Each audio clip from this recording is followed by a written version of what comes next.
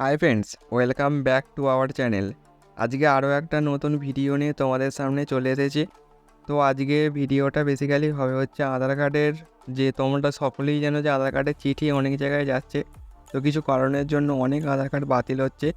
তো তোমাদের আধার কার্ডটা ঠিক আছে কি না, বা তোমাদের কিছু ডকুমেন্টস আপডেট করতে হবে কি না, সেটা তোমরা কীভাবে চেক করবে, সেই প্রসেসটা আমি সম্পূর্ণ তোমাদের এই ভিডিওতে দেখাবো। তো স্টেপ বাই স্টেপ তোমাদের দেখাবো যে তোমরা কিভাবে চেক করবে জিনিসটা তোমাদের আধার কার্ড আদেও ঠিক আছে কি না, বা তোমাদের কাছে আধার কার্ড বা আধার কার্ডের যে মানে বাই পোস্টের মাধ্যমে যে চিঠিটা আছে সেটা আদেও তোমাদের কাছে আসবে কি না, সেটা নিয়ে পুরো সম্পূর্ণ এই ভিডিওটা। যদি চ্যানেলে নতুন হয়ে থাকো তাহলে অবশ্যই আমার চ্যানেলকে সাবস্ক্রাইব করো, আর পাশে যে বেল আইকনটি সেটি বাজিয়ে দিও, যে সমস্ত ভিডিওর নোটিফিকেশান সবার আগে তোমাদের কাছে পৌঁছে যায়। আমি কিছুদিন যাবত ভিডিও দিতে পারিনি আমার কিছু কাজের জন্য, তো এবার চেষ্টা করবো রেগুলার বেসিসে ভিডিও দেওয়ার জন্যে। তো চলো বেশি দেরি না করে যে ভিডিওর মেন টপিকে চলে যাই। দেখো বন্ধুরা, আমাদের আধার কার্ডে কিন্তু একটা ডেট দিয়েছে, এই ডেটের মধ্যে তোমরা আবেদন করো বা ডকুমেন্ট ভেরিফিকেশনের জন্য মানে রিকোয়েস্ট পাঠিয়ে যাও, সেক্ষেত্রে তোমাদের ফ্রি অফ কস্ট সেটা হয়ে যাবে। কিন্তু তোমরা যদি সেই ডেটের পরে করো তাহলে কিন্তু সেটা কিন্তু ফ্রি অফ কস্ট হবে না, মিনিমাম 50 টাকার চার্জ দিয়ে তোমাদের কিন্তু সেটা করতে হবে। তো সেই ডেটটা কত তারিখ পর্যন্ত সেটাও তোমাদেরকে আমি ভিডিওতে দেখাবো, চলো দেখে নিই। দেখো বন্ধুরা, ফার্স্টে তোমাদের কি করতে হবে, myAadhar.uidiai.gov.in এই পেজে আসবে। ঠিক এরকম কিন্তু লগ ইন পেজটায় তোমাদের আসতে হবে। এই লগ ইন পেজটায় জাস্ট আসবে। ঠিক এই লগ ইন পেজটা আসার পর লগ ইনটা ক্লিক করবে। এই লগ ইনটা ক্লিক করার পর তোমাদের যে আধার কার্ডের নাম্বার, তোমাদের কিন্তু আধার কার্ডের যে নাম্বারটা, সেই আধার কার্ডের নাম্বারটা এখানে টিক করবে। আধার কার্ডের নাম্বারটা দেবে, ক্যাপচারটা দেবে, দেওয়ার পর তোমাদের সামনে একটা ওটিপি আসবে।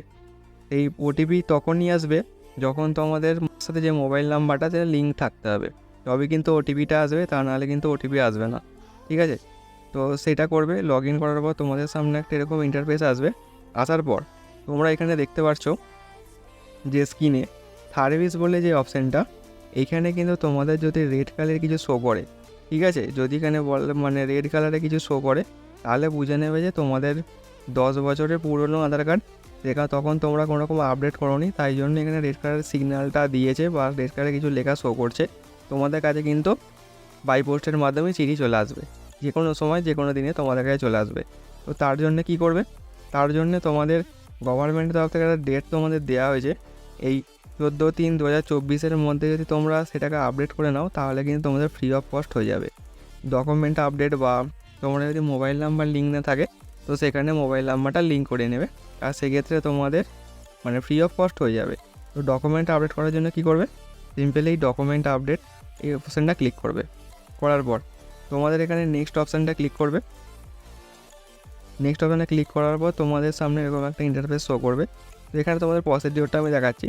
তোমাদের যাদের যাদের ডকুমেন্টস এখন আপডেট নেই, বা রেসিডেন্সিয়াল স্ট্যাটাস, বা তোমাদের যে অ্যাড্রেস প্রুফটা আপডেট নেই, সেখানে তোমাদের জাস্ট অ্যাড্রেসটা পুট করবে। করার পর নেক্সট অপশানটা ক্লিক করার পর তোমাদের একটা ওটিপি আসবে ফোনে, সেই ওটিপিটা ক্লিক করার পর তোমাদের এটা কিন্তু হয়ে যাবে, সম্পূর্ণ ভেরিফিকেশনটা হয়ে যাবে।